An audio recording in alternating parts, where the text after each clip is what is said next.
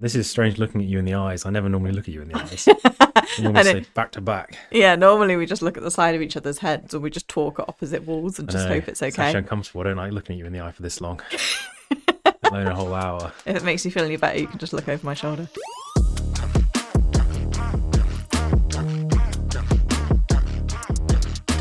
Jack, welcome to the podcast. Hello. That's really weird. Okay. Hello. So you are the third member of Middlebrook Productions that most people never get to meet. Yeah, I suppose so. I'm always here. We tend to say in networking, we're like, so, yeah, there's also Jack, but you'll never meet him because we just leave him chained up in the office. People meet me sometimes. Yeah, they come for one-to-ones, they get introduced you to Well, and occasionally I'll be out on shoot, meet people. That's true. You do come out and shoot with us quite a bit. So generally, I don't know if most people know this, but like, I was going to call Josh Jack then. This is the issue of me being surrounded by J names in my life. Between you, Josh, and my husband James, it's a bit of an issue. Yeah, so Josh is our sort of main capture person on set, but you are secondary capture for camera. But you are, more importantly, lead editor. Oh, I thought you were going to say more important then. But you're just more important. I'm more important. You're more important. No, you are our editing wizard. Editing wizard. Yeah. Behind the scenes. Half the time I turn around, I'm like, I couldn't even fathom like what you're making. It just makes no sense to me how your brain works in a way that works with like Premiere and After Effects and Cinema 4D and everything else. Oh, it's just a lot of a lot of time has kind of gone into kind of figuring out how to kind of do things in a clever way, I guess. Because so even for those basic videos, there's far too much kind of complicated stuff going on in the background sometimes. Yeah, I don't think I had like a real appreciation for that until I started working here. Of like, because I used to be on the other side of marketing of like being sent stuff. I'd look at it and like give feedback, not knowing how annoying that feedback was to like change stuff. Yeah. And like it's that typical like at the last minute going, oh, can we just change the music? Now I know you get the music set first. Yeah, that's like the very first step is doing the music. Everything else is built around the music. Yeah. More often than not anyway. Yeah, I don't think I realised like before that how much cutting to the music really sets the tone for everything. Yeah. But how did you like, because I know you did editing and film at uni, but you did it more for like live filming. Yeah, so when I was at uni, I studied film, TV, and digital production. Yeah. So there were different modules for different things, but there was a single camera kind of module, which was all about kind of like the way we kind of did it was like documentary filmmaking and stuff. Okay. Granted, we didn't do anything. We didn't film anything remotely interesting. You know, they gave us. We were allowed to go out and film what we wanted. We were allowed to decide what we wanted to go and film. Nice. That's almost too much freedom, though. Yeah, I know. So I mean, for our group, we did. I remember filming a documentary where we were stopping random people walking their dog in the park, asking them why they liked walking their dog or something. And then That's a massive thing on TikTok now, though. Yeah, is people like taking dog photography and just talking to people walking their dogs. Yeah, it was. I mean, our video wasn't very interesting, and we got a lot of "It's a nice day, it's a nice park." That was about the extent of the the interest that we kind of got. But anyways, we did single stuff like that, single camera stuff like that. But then the majority of my course was all kind of live TV. Because Bar uni I was at, they had a ex-BBC, well, I say it wasn't ex-BBC, they built a TV studio, but then all the kit in there was sort of ex-BBC. Cool. But it was like, 20-year-old kind of kit in there. So whilst it still worked and still fit the purpose kind of thing, it wasn't like the most up-to-date or anything, but, the majority of it was kind of spent working there and trying to learn how the live TV stuff worked. Yeah. I very quickly decided and realised I don't like live TV. I didn't like being part of like that huge kind of like live team. Yeah. It was far too stressful. Everything was far too urgent, far too. Yeah. Yeah, it was just a lot of stress, I guess. Even at uni when you're doing it, just like. Yeah. Because didn't you have to do some presenting stuff as well? Yeah. It's out there. It's on YouTube. It's somewhere. We all took turns. We all took turns doing the different roles in the whole thing. So of course, because who's going to come in for every single lecture to pretend to be a presenter. So we all had to take it in turns.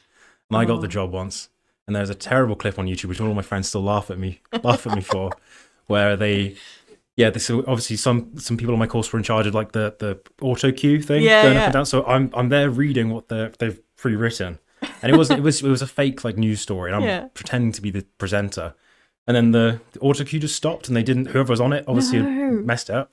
They were filming the whole thing, and the whole thing got uploaded to like the uni archives, I guess. So anybody at the uni could have logged on and seen it. So then the text disappeared, and I'm just sat there, just panicking. I'm not clever. I don't know what. This is not me. I don't know what. So I just said the video is me, just literally just like, doing that. I can't read. There's nothing there. I can't see it. And it's still out there. Everyone laughs at me for that. I feel like I would have loved an element of my degree to have been like presenting. I feel like that's you're that type of person. I'm not that type of person at all. That's a life I was born for that I've never had. This is my presenting. Yeah. This is podcasting as my presenting. Yeah. But yeah, because I don't know if you feel so, because I did film at college, and I was told by my lecturer in my first year, amazing, adored him, so lovely. He found out that I was because I taught myself how to play guitar, and I was trying to learn how to like finger pick on guitar and learn tabs. He came in the next lecture with printed out tabs of his favourite songs to play on guitar for me. It was really, really sweet. He was really lovely. My second year lecturer made me cry in the middle of the BFA because he told me that I wasn't creative and I was stupid. That's pretty sad. Because basically we had they were told like, oh, you're going to choose a subject for this essay. I can't remember, like some module or something. Yeah. And they were like, oh, you're in the BFA. Go find what your essay is going to be about. And I was like, that could have been anything. Anything. Okay. And I was like, you can't say that to someone like me because I will get really overwhelmed with the amount of choice. Yeah. And so I panicked and I couldn't pick something. Okay. And so because of that, he was telling me I was stupid. And then I just never did film ever again because I was like... It had to be about film. It had to be about something. So we were in the British Film Academy, so it had to be something about film. I can't remember the constraints of it. Yeah. But I just remember freaking out and being like, well, I'm clearly not any good at this, and I'm never going to do anything to do with film. Lo and behold, I have ended up doing something to do with film. But I remember making the only like student film that I filmed. I wasn't very good at sticking to the brief.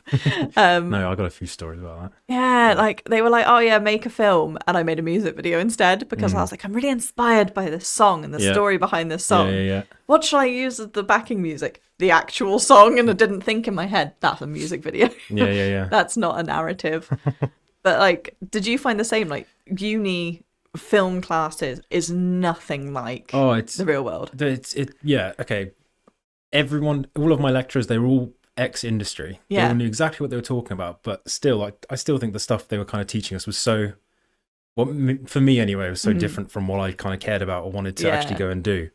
And the amount of constraints they were putting on us just for, I guess, the sake of it. I don't really know why. Like I remember the first kind of like module I had, which was all about kind of editing, which bear in mind, I've been doing editing up until that. I mean, it was shit. Yeah. You can swear. It's fine. Yeah, it was shit. But everything I was making up until that point, it was just like, out of the bedroom, editing on my crappy computer with crap videos of my friends kind of stuff. But I already knew kind of the basics of the software we were already going to be using. But the stuff they were teaching us was sort of so far from where I would personally start. Yeah. And if I had to teach somebody how to start editing and things. You're pretty good at teaching. Because you've taught me anything that, I mean, I don't know. I know a lot about editing. Every time I go to edit the podcast, I'm like, Jack, help me put it in a timeline. But like, you're very patient when it comes to teaching. Yeah. I would say so, because I don't think I'm an easy person to teach. Don't ask that question to my girlfriend. She's not. She gets frustrated with me all the time. No, you're not easy to teach, but you're a good teacher. No, I'm trying to teach her. It's usually ends up in a fallout. Yeah, it's different when it's like your other half, though. Yeah, I suppose. Yeah, you just be like, why don't you get it? It's in my brain. Why aren't you reading my brain? But yeah, so in terms of like real world application. Yeah. Because this was your first job out of uni, wasn't it? Sort of. I did a bit of freelance stuff in between, but nothing proper. Again, it was like still when I was didn't really know kind of what I was doing. A handful of things, mostly for kind of friends and family. But yeah, I guess first proper. Because it was just like an Indeed application, which I find hilarious as like even a concept. Yeah. Of like I don't know why I find the idea of Josh interviewing for an editor so funny. It was. It's funny because I feel like where we were and where Josh was then, because it's nearly 7 years ago. It's so wildly different to how it is now. Yeah. And it feels like I always look at that. I always look at my LinkedIn and think, oh, I've only got bloody one job on there, but it doesn't feel like one job. It feels like we've been through so much kind of change, development, and yeah, it started off very basic, but I feel like we've kind of both, learned along the whole that whole time. There's been so much kind of learning and progression. I feel like if I look back at my editing back then, and back at some of the stuff I was producing back then, it's wildly different to kind of the standard I would have now, I guess. I find so funny because I come at it fresh. I mean, I've been here 3 years, so there's projects that you've done before me that I look at and I'm like, God, these are really, really good. And you look at and you're like, I would totally do them completely different now. Yeah. But like, your skills have developed like crazy amounts. I'd like to think so. But even then, because I know that Josh says like not the main reason he hired you, but one of the reasons he hired you was because of the video you made. Was it with your little cousins with like lightsabers? Yeah. But there's good reason. That was complex After Effects work right there. That was. But it was. You say it like a joke, really, but it's not. It wasn't that difficult. But I suppose unless you knew what you were doing, you wouldn't know how to start that. But it wasn't complex or anything. But the tracking's pretty good. Well, I guess it just showed that I understood how to use the software. The very basics. Yeah, that's the main thing. I think and I think Josh got it right in terms of hiring based on the fact that you guys actually got on quite well. Yeah. And then you have a base knowledge, and it's like everything else can be taught, or not even necessarily taught, because you've way surpassed Josh in editing skills. So it's you been teaching yourself. Yeah, I suppose. Yeah. I think you're just naturally quite curious about how to do it. Or it's more that you get annoyed that it doesn't work. Yeah. So then you go and find the answer to make it easier for yourself. Yeah, that's probably where 99% of progression has come from, is getting frustrated with how crap something I'm trying to do is and trying to figure out how to do it either easier or better or more optimized or something. But I don't think you realise like how rare that is. Like most people will just be like, oh well, this is how I know how to do it. And so this is how I'm going to do it. Whereas like you look at it and you're like, this just looks a bit shit. Yeah. I'm going to make it better. Yeah, to be fair. So you've done really well at sort of, developing your skills over time. And I would say like, and I say this out networking, that I'm like, I don't know another editor in like our location who is able to produce the stuff you do, and especially in the time that you do it. Oh, I don't know. I feel like some things take me an age these days. You do get stuck on some things for a while. It's always when I have a vision of how I want it to be, and I can't make it. I've been working on the show reel for the past. Wow. Since Christmas, since we got back from Christmas. But that's because we haven't really been, like, January's always a bit quieter for us, so we haven't been in as much of a time pressure. Yeah. So it's nice to have that space to play. Yeah. And try different stuff. That's a good point. If maybe if you two were shouting at me the whole time to hurry up, I might have done it quicker. But I was definitely trying a lot of different things and different kind of styles and different types of graphics, different transitions, that kind of thing. And it's one of those, just to try something can take a long time to actually kind of build it. But that's something that like we've been, like me and Josh have been really conscious about in like strategy stuff that we've had for, the future years, is going, actually the thing that sets us apart is the creativity, one in like coming up with concept, but also in like the editing process of like trying stuff, seeing what works, seeing what doesn't. And so we've got to kind of leave the space for that. So we've got to budget in time for us to have that space for you just to go and play. And try things out. And I think that's something that like I've been very hesitant to do previously, because every time I say to you, I'm like, how long do you think this is going to take? And it's always like, oh yeah, like we could get it done in 2 days. And we're like, cool, 2 days. Let's base the budget on that. Whereas now it's going, okay, let's give ourselves like 2.5, maybe 3 days. So like you've got more space to play around. Leave space for error and for if anything potentially goes wrong. Or well, that's the other thing. It's like you never know when like a render's going to take a stupid amount of time, or Adobe's going to crash, or you have to allot in a large amount of time for Adobe going wrong. Because like when you're saying like doing the show reel, it was in like a beta version of something, and it was just so I saw some Adobe constantly are updating are updating the software, but they release it in kind of like in beta branches of the application. So I always download the beta to try out this new thing, and then without thinking about it, I'm like, oh, I'll start making this in the beta. Oh, I can't revert that back to the previous. So the whole of the showreel I've been working in is in the beta version, which is laggy and crashes quite a lot and is missing features because they clearly haven't quite figured it out yet.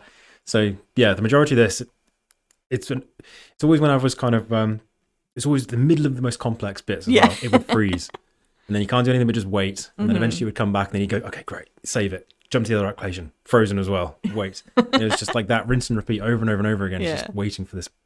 Yeah, I don't know how you deal with it, because that would actually send me insane. Yeah. Like, I know we joke that out of all of us in the office, you have the least patience, but actually, I think on a day-to-day basis, you probably end up having to wait for things way longer than we do. Yeah, it's nice you can just kind of zone out and just go mindless for a moment, and then come back in. It's like some meditation. I'm going to meditate and hope the Premiere has fixed itself by the time we come back in. Quick little browser Reddit, then back to it. Quick little session chat with GPT and it'll be all right. So, yeah, because I joined the team 3 years ago, but yeah, you're coming up to your 7th birthday. Stop saying You're turning 7. Stop saying it's 7. Oh, you're going to start. Such a long time. I always find it funny. Like, I remember when my nephew turned 7, I freaked out because in my head, I don't really have many memories from before I was 7. That's kind of like where I think it starts. Yeah. As then I was really conscious that I was like, oh no, everything that I do now, he's going to remember. So that's it. Anything from now on, you're going to remember. Yeah. Well, you're turning 7. So, because I've known Josh for a long time, but in terms of like knowing what's going on in the business, like I didn't talk to him about work. Yeah. So I kind of knew you existed as like Jack who works with Josh. Yeah. My friend who does something to do with cameras for work. But like, what was it like in those early days? Well, when I first started with Josh, I was part-time. Yes, of course. Obviously, being first thing out of uni, I was just kind of looking for anything. I'd moved back home from Bath, and there wasn't too much going on. Yeah. I knew I didn't want to live in a big city or anything, so obviously I stumbled across Josh because he was just, funny enough, just like 10 minutes down the road. Yeah. But no, it was very different to now. I guess there was projects we were doing were a lot smaller. Yeah. I think the very first thing I did for Josh was kind of work on the showreel, so I immediately kind of got a good look at kind of everything Josh had done up until that point, which was pretty good, to be fair. But it was not basic or anything like that. Just I think when you're on your own, you're very much limited to what you can do. So I remember trying to really wow Josh in the first few weeks, trying to work. So obviously it was only a couple of days a week or so when I first started. So I only had a couple of days a week to try and get this whole showreel done. So I think maybe the first, I don't know, maybe month or so was spent just kind of going through and trying to nail this showreel. Because it's an important thing to have a showreel. Because we haven't updated our showreel in a year and a half. Yeah. Which is why I was like, we really need to get one done. Because it's important to have a good showreel, because that's when you're prospecting, that's all you really send out. Yeah, exactly. So I guess I wanted to try and wow, jazz up what he had so far.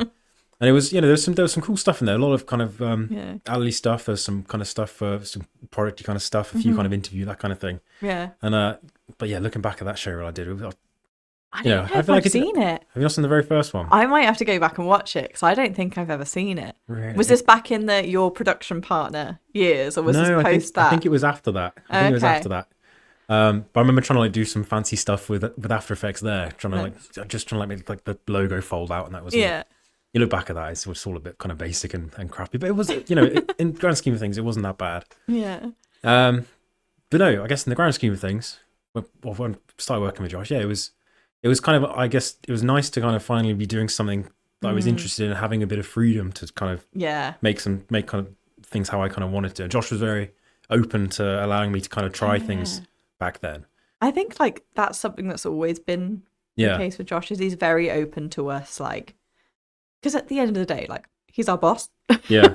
He could turn around and be like, this is what you're doing today, go and do this. But he's always been very just go make stuff, or just try stuff and see what happens. Yeah. Let me know what works and what doesn't. I think a lot of the reason it was kind of the way it was because Josh was also just as kind of curious to try and push the boat out and try. So when I was trying stuff, Josh was like, "Oh, that's great," and then he wanted me to because we were very much kind of working on stuff together, I guess, back then. Yeah. So obviously he was doing all the editing himself up until that point. So when I Yeah. joined as an editor, we were very much kind of, I guess, the same sort of And especially with you level. being part-time, you would have had to pass projects back and forward. Yeah, for sure. So I was definitely kind of, I was explaining things to him, and he was explaining things to me, and we were kind of obviously exchanging kind of ideas and that. So Nice. it's moved away from that a little bit more, I guess, now. Yeah. Me, sort of keep the sole kind of editor, I guess. Yeah. Well, not sole editor, but main. Pretty much. Yeah, but we all do a little bit of here and there. But I mean, don't let me touch anything other than a podcast to edit, please.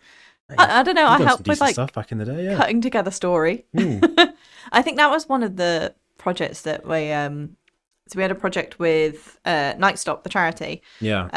How many hours? I think it was was it something like 7 or 9 hours of interview footage that we had. Yeah. And we had to cut it down, and I think the goal was like a 5-minute video. I think it ended up being about 7. Yeah, and there were hours of footage, hours of conversation, a very long conversation with. And the annoying thing was that a lot of what everyone was saying, because everybody at Night Stop is so passionate about what they do and that. So you have so much really good stuff that you don't want to get rid of, but you've got to be brutal. Yeah. So and I think that was one where like, because we just kind of handed it to you and gone, this is the general, because obviously everyone had more or less the same questions, apart from like other questions that we thought of on the fly that like, if anything, some of the golden bits then come out of those extra questions. Yeah.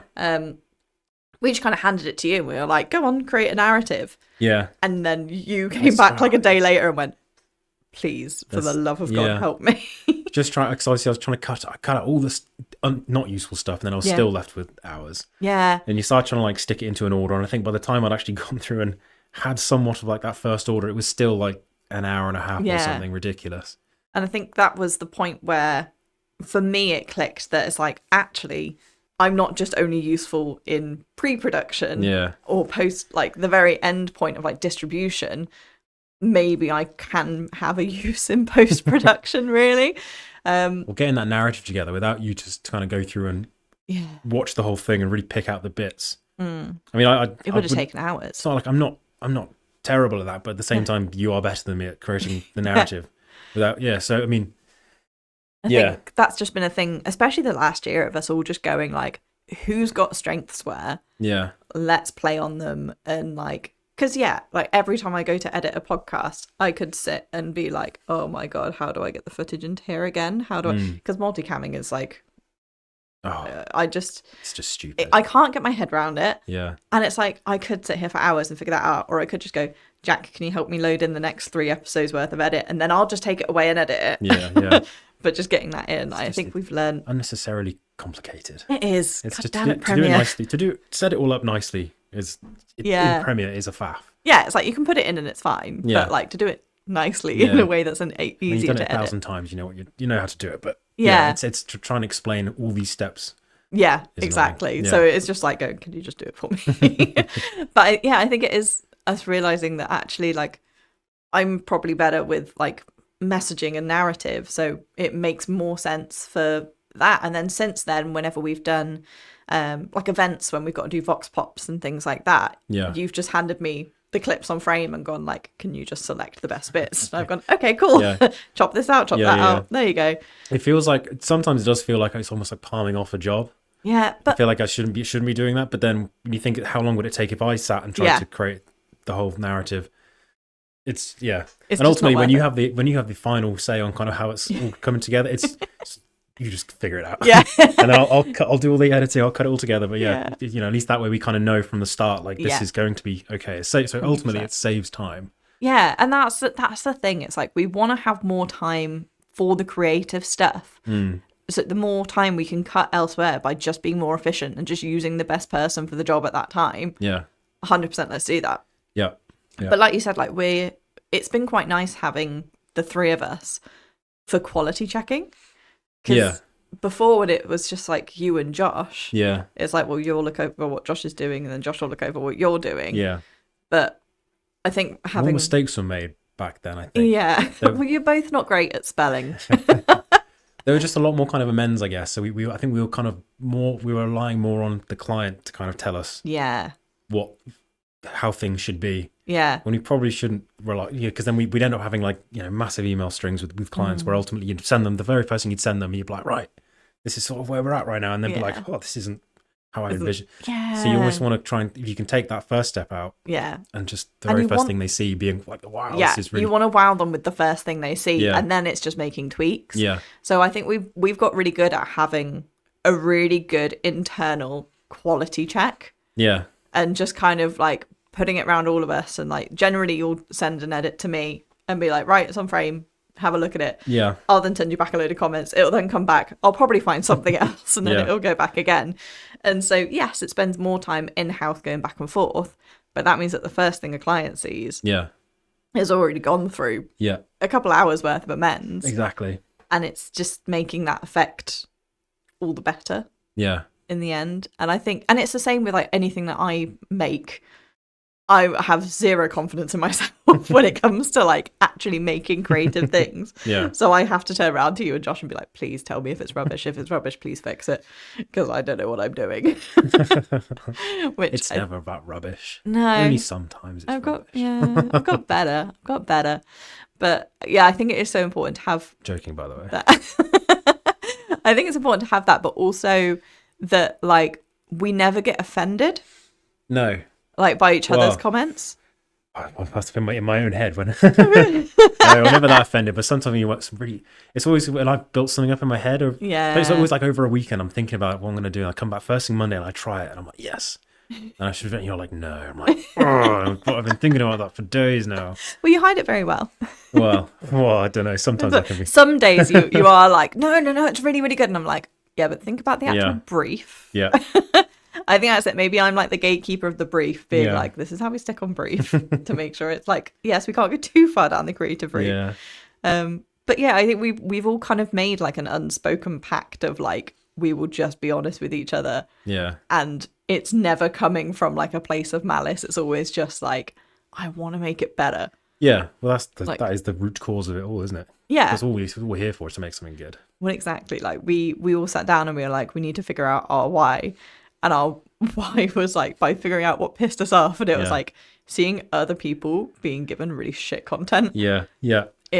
You see it far too often. Well, it's like we'll see something on LinkedIn and I'll be like, Jack, look at this. Yeah. I'll be like, look at this tracked motion graphic. It's like sitting 3 inches off the wall. Yeah. But I can be so picky when it comes to kind of that kind of stuff. I think that's good. How to do it properly, or how to just make it not look crap. Yeah. And when you see it looking crap, you're like, oh, come on, this person's paid money for that. Exactly. And then, but I think that makes us better because we're like, we cannot let anything like that go out the door. Yeah. Because people might say that about us. No, I know, exactly. It's a reputation we have to uphold. Exactly. I think like we're really strict on ourselves. Yeah. And so that makes the output better. Yeah. Just in general, which I think is good. I think we've got a really good balance between the three of us. And then if we ever bring in an assistant, we'll just have to see what it does. Yeah, exactly. Yeah. It'll be fine. We'll hire on culture first. As long as they can talk about games with us and your love of Red Dead 2, then they'll be all right. You're right off to the right start, and they show they are interested. Yeah, in what they're doing, promise. And they want to do, learn. Yeah, because that's the thing with like when we've had work experience kids in before. Because sorry, you do tend to get lumped with them because you are the person in the office all the time. Yeah. And it's great having them in. And I said, like, there's a good chunk of them that come in and they are really interested and they actually have an interest in photography or video. Yeah. You do get some that are like, oh, it's an easy career. I'll come in and I'll just do whatever. Yeah. But like, so we've got a couple in this year that I've now... we have some coming in. We've got 2 coming in this year. Oh, no. Okay. But I've taken to interviewing them before I say yes. Really? Okay. So I will like just get them to hop on like a Teams call or a Zoom call and be like, hey, why? Yeah. Why do you want to come here? Yeah. And if they say something that they're like actually interested in, I'm like, great, amazing, because like we can probably actually help. Yeah. But yeah, we want to make sure that whoever comes in is actually interested. I mean, at the end of the day, yes, it's work experience, and we're doing, schools and these kids kind of a bit of a favour. Yeah. But they come in and then they're just showing absolutely no interest, or they don't want to kind of. Yeah. If they're just kind of sitting on their phone or whatever it is, then it's just, at the end of the day, it's a waste of our time. It's a waste of everybody's time. Exactly. And it's like... I can't be asked. I'm not dealing with No. sound And it's like, I remember my work experience. I went and worked in a nursery because I was like, well, it's in the village and I can walk to it. Yeah. I don't want to work in a nursery. Yeah. Why don't I just sat in the reading corner all week? I was like, give me the sleepy kids. I'll sit over here. Read them a story. We'll read them a story. They'll have a nap and it'll be fine. Probably actually doing a massive favour to them, but doing that to be fair, you're taking a massive amount of pressure off. Yeah, but yeah, I feel like the creative industry, like, it can seem very flashy and very cool. Yeah. And don't get me wrong, it is to an extent, but there's also so much more that goes into it, especially small business wise, of being like, we have to do everything. Yeah, exactly. Like, it's not just the turning up to work and making something, but even like turning up to work and making something cool. Not every day is a shoot day. No. If anything, like, we spend so much more time in the office in pre-production and post-production for one shoot day. So it's really not all glamorous. Even the shoot day is half the time you sit in a port side at 6 a.m. Yeah. And it's very, very cold. It's far too many times. Yeah, we've done our fair share of that. It's still cool though. The place, It's still cool. The things we get to go and see and go and film and whatnot. We've been all over the place to film some That's really true. interesting things. I do kind of take it for granted a lot of the time, like how much we do get to work with. Like even the trucks that we work with for like our haulage clients, like the tires come up to like here on me. I know. It's There's about insane. 100 of them. I know. And I just get really desensitized because I see the pictures of them all the time. I get really desensitized. And then we go down the yard and I'm like, Jesus Christ. Yeah. This thing is massive. And like some people would kill for the opportunity I know. just to go in the yard, let alone like go on transports with these guys and things like that. It's funny, every time I go down to go and visit my girlfriend's family, her brother, he's obsessed with trucks and trains and trailers, and he loves it. So every time he's always like, what have you been filming for them anytime recently? What have you seen? Where have you been? What have they done? He's dead interested. So and like the videos we make for them are so cool. Yeah. I think they are some of our best videos that we do make because we've been working with them for like 12 years. Yeah. So we just know it really, really well. But you found a way of like integrating the tracked motion graphics and map graphics and everything else that just lifts it that one step further. Well, it's one of those things, I guess, if you're watching it and it didn't have any of that stuff, I would be wondering, it's okay, so where are they? What route are they doing? How, what's the kind of, if they're going over a overbridge or something like that, it's kind of information you'd want to know. So without just kind of just smashing some text on the screen explaining what it is, to kind of stick it in a cool way, hovering over everything and having a map showing all the kind of from point A to point B with all the different key points on it. I think you can make all that stuff look sick, then it just elevates the whole thing. Yeah, I think that's the sort of added value that people don't realize they're going to get. Yeah. It's like they think, like, because when I say to people, I'm like, oh, yes, this is really cool. We can add some like graphics over there that tell you what's happening. Yeah. I don't think they realize the level of detail you're going to go into to making sure, like, okay, if we're putting a tracked motion graphic on the wall, it needs to look like it's actually in the shot. Exactly. So yeah. There's been loads of times in the drone videos, especially. Yeah, like you got text kind of hovering over like a bit of water, but you're thinking, oh, if it's over there, then if it was real life, you'd see like a bit of a reflection. But then, the water's rippling, so I need to try and make that look a bit ripply. Oh, that ripple doesn't look right. I need to have two ripples going in two different directions, all in 3D space. Oh, I need to like offset the depth to make it actually. There's loads of things, but then you watch it and it's on screen for about 3 seconds, and then it's gone. And then most people have been like, "That's cool." And you're like, "Oh." But this is the thing: is like how you just explained it. Then I don't know how your brain works like that. Oh well. I know it's just experience and trial and error. But I suppose that's why we say to people who do send in like show reels and like ask if we've got any jobs going, it's like we just say to them, go make stuff. Go make stuff, because that's the only way you're going to try and fail. Yeah. And then try again and probably fail again. Yeah, exactly. And then on the third try, you'll be like, we're getting somewhere. Yeah, exactly. Because you must have made so much stuff. I mean, I've seen videos that you've made of like just you and your friends in uni. I think just mucking about. Yeah, I think to the public, my YouTube channel has maybe like 40, 50 videos, something like that. But then unlisted, there's about 300. And all of them are terrible. But even like 40 or 50 just being made in your own time. Yeah, true. Like, you're not being paid to make any of those. I remember the first thing I ever made was my mum had this tiny little, like, kind of that size, like, little, like, silver, like a crappy old digital camera from, like, the early 2000s. Oh, it was shocking. I know the ones. Shocking. And then, you film a video and it would be like 5 frames a second kind of thing. I remember taking that, so I used to ride scooter with my friends back when we were kids. Scooter kids. We were those little those little gremlins you see on the village green, just there all day. Tearing up the grass. I remember bringing it down and just being like, right, I've got a camera. We're going to make a skate video, or a scooter video. And the whole thing is like at 5 FPS and you can't tell what's happening. And I remember sticking it in, I was in Windows Movie Maker at the end. I used to use Windows Movie Maker when I used to do YouTube channels. Star transitions and the screen wipes and stuff. Oh. I remember at the end. I used to crash all the time. Oh yeah, it was shocking. It was so bad. It was terrible. When you actually look at the interface of it, it was like the whole thing. God, I'm not bashing the mic. The whole thing was like a timeline down the screen. Yeah. It was terrible. I feel like we should go back and try and use it for a day. Yeah. That would be hilarious. Like around Christmas or something.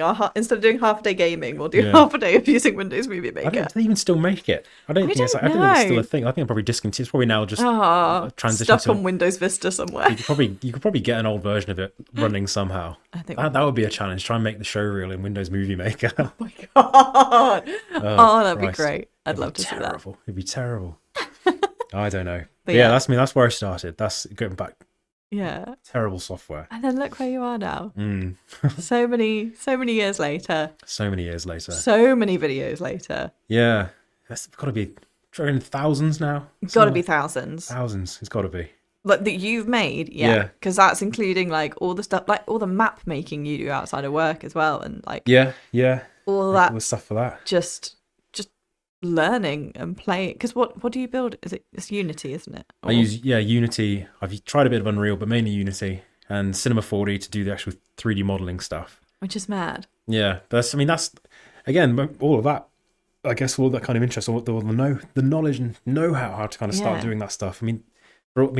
So I make maps for a skate game and BMX game in my spare time, and it's which is very cool. I think the reason I obviously I'm interested in like skateboarding and BMX and that kind of stuff. That I have a base interest in that, but the reason I think it's almost a great thing to do is because if I'm making a map for it, as you're riding around, the whole point of the game is to ride around on something cool and good looking. So I guess rather than it just being like a secondary object, I guess, whatever in the game you're playing, it's the map is the base, the whole reason you're playing it. Yeah. So I guess when people are playing it, they're looking at exactly what I've made and all the details I've done, all the texturing I've done, that kind of thing. What was it we worked out the other day? It's like 1.7 million downloads. Which you're very, very proud of. 1.7 million, and that's only on just one of the sites I upload to. So, Jesus. Yeah. It's silly. Yeah. But because you'll literally leave the office, take the beast, which is your computer that we built, with you. Yeah. Spend 10 hours plus building a map. Much to my girlfriend's dismay. Yeah, you were on a ban of making any for a while. Yeah, I was. Weren't you?